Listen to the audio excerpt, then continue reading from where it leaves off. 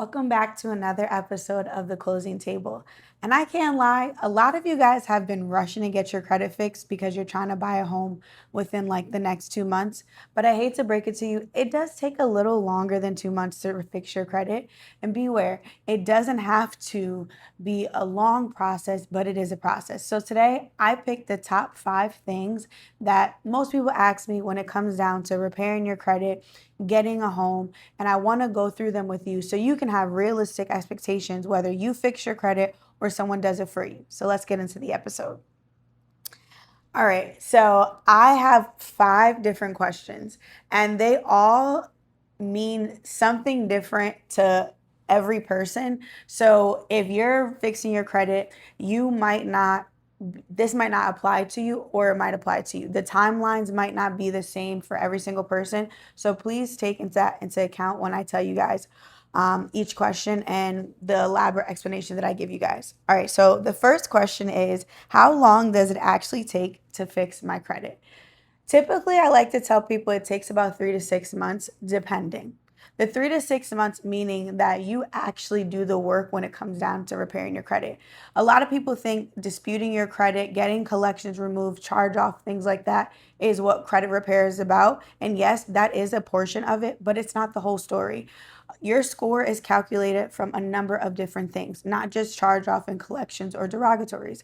Your score can also be made up, or is made up rather, of you paying your debt on time and how much debt are you actually in. And that's one big thing that mortgage lenders look at. And the word they use is debt to income ratio. How much money do you owe versus how much money you make? So if your score is stuck in the 600s and you're like, I have no derogatories, I have no collections, but my score is not moving, it's probably because your debt to income ratio is too high. You are not actually paying those balances back on the credit cards, so your score is moving slow. So that brings us to our next question. How fast can you actually increase your credit score within a 30-day time frame? This question makes me cringe because I don't think credit repair or credit in general should be looked at as this fast thing. It's something that happens over time. And one thing that a lot of people don't like to wait for is time, but even payment history, right? Yes, you can put an authorized user on your account. And those of you guys who don't know what an authorized user is, it's literally somebody allowing you to use their credit, all the history, the payment history, the line, all of those things, and they want to put it on your credit. However, blenders do know that. They do know that that account doesn't belong to you. So yes, it might boost up your age. It might make your credit look pretty, but it is not your account. It is a secondary account. So the fastest way to boost your credit in 30 days, if you don't have any derogatories, collections, or anything of that nature, is simply just paying your credit cards down or paying your debt down. And if you're like, I don't have any debt, Kay, and it's still not moving, that means you need to start building. Your credit cannot go to the 700s if you don't have anything on your profile. So no, it doesn't always mean that something has to be negative. It doesn't always mean that you will have a bunch of accounts or even debt. It probably simply means that your credit profile is entirely too thin to support a 700 credit score. So yes, you can do things to make your credit go up in 30 days. However, that is also not the primary goal when it comes down to credit. And I think speed with credit sometimes gets you in trouble because a lot of times you're doing things that don't make sense. You have authorized user and account who have bad history, don't pay their bills on time. So now we're reflecting on your credit. The list goes on and on. But if you're looking to boost your credit within the next 30 days, if you're trying to get a house and they need a 680 credit score and you're like, what can I do? Look at your profile. And if there's no negative items, maybe you just simply have to pay down debt or you have to start building your credit. All right. So then I think we're on question 3. What is the first thing that I should do to start fixing my credit? You can't fix a credit report if you have no idea what's on the report. I don't know how many times I get calls that say, well, I think this is on my report, or I think this is on my report, or I think that. You can't think, you have to know. You cannot think your way into disputes because the information you put on your dispute has to be accurate. It has to truly be something that is disputable. So if you don't actually know the nature of the accounts, you don't actually know what's on the report, then how are you going to start fixing it? So here's what I want you to do. If you have never ever gotten a credit report, you can go to annualcreditreport.com and they will give you one credit report for free once a year. And when I say one credit report, a lot of people get confused. There are three different credit bureaus. There's Equifax, there's Experian, and there's TransUnion. They don't work together. They're not talking to one another. They don't have the same staff. So when you get a credit report, you want to make sure you're getting it from all three. Are you trying to buy a home within the next 6 to 12 months and you're scared because your credit is not where it needs to be?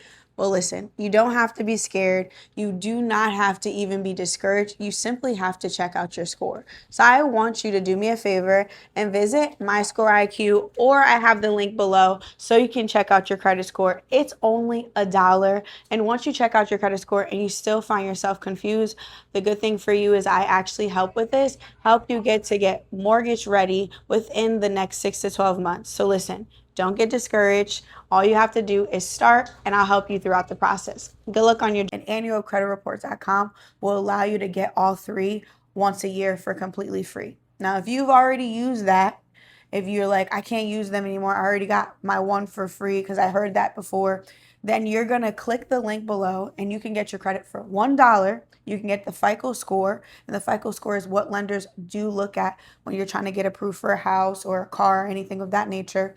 And the link below, which is going to be My Score IQ, where you can get your all three for free. For $1.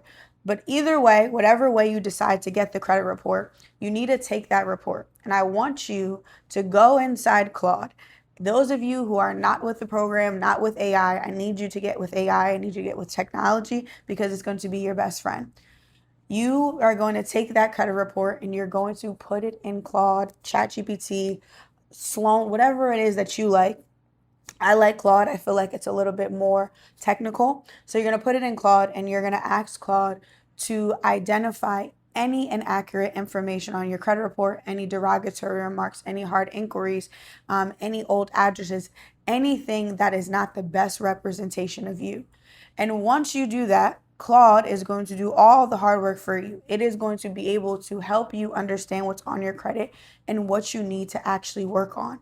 There is no possible way you can fix your credit if you have no idea what you need to work on. So the first thing you need to do is either go to annualcreditreport.com or My Score IQ, and I'll put the link below because you'll be able to get it for $1. And you upload that report and make sure, if you're going to annualcreditreport.com, you click all three because you do want to see all three bureaus. And if you're going to My Score IQ, all three will be on one particular report. And once you get into Claude, allow Claude to do the thinking for you. And you use that information that you got from Claude, ChatGPT, or whatever. And that's how you take the first step into fixing your credit, because now you've identified what's wrong with your credit. This can be done within literally 5 minutes. The time you finish watching this video, you should be able to get a credit report. It's not that complicated. And the first step into fixing it is knowing what's wrong. All right. So that brings me to my last point. Will disputing actually hurt my credit? I will say it all depends on how you're actually disputing. There's a lot of misleading information. There's a lot of information that can get things put back on your credit report, but the act of disputing alone is not going to hurt your credit report. A drop in your credit report is not because necessarily you did something wrong with disputing. It can mean that an account came off. It could mean that account was updated, but the act of disputing your credit is not going to hurt anything. That's where there's laws governing your credit report. But what will hurt you is if you dispute something that is an open account, right? So a lot of people want to get late payments off an account that you're currently using. If you go in and dispute it, what I have seen is that sometimes companies simply don't like that you're challenging them or you're giving them a hard time. I like to think of the credit bureaus as having anger management issues. And if you do dispute something that it's an open account and you're trying to dispute a late payment and you go with more of an aggressive dispute strategy opposed to more of a goodwill letter, sometimes that account can get closed and that can hurt your credit. The act of the account getting closed is what causes your credit to probably tank because there's no more history. You'll probably also see that the actual balance is now owed. A lot of different things can happen with that. But the act of disputing, no, it's not something that can hurt your credit. The whole point of disputing is to remove any information that is not reflective of any good habits of yours or anything inaccurate. So you are allowed to dispute your credit, and that's not going to hurt you.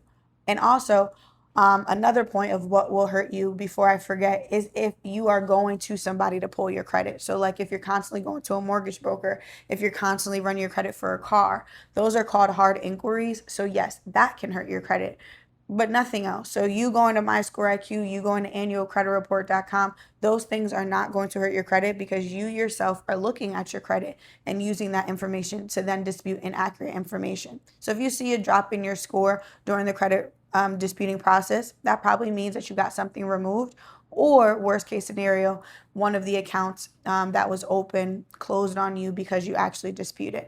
But those are probably the top 5 things that I see or hear during my consultation calls, or people just simply asking me questions on the day-to-day about credit. Credit is not complicated. It's not like this thing where you're on a sprint. It's a marathon.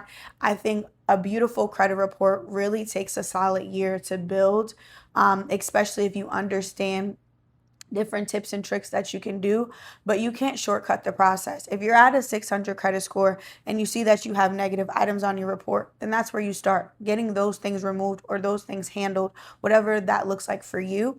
And then if you're at a 600 and you're like, I don't have anything negative and it's still stuck, then you probably just really need to build. And I'll save building for a whole nother episode because I don't want to overwhelm you guys. However, I hope this helps you guys. And I hope that if these are your questions, that you found some answers in this episode. I'll see you guys on another episode of The Closing Table. Good luck on your journey.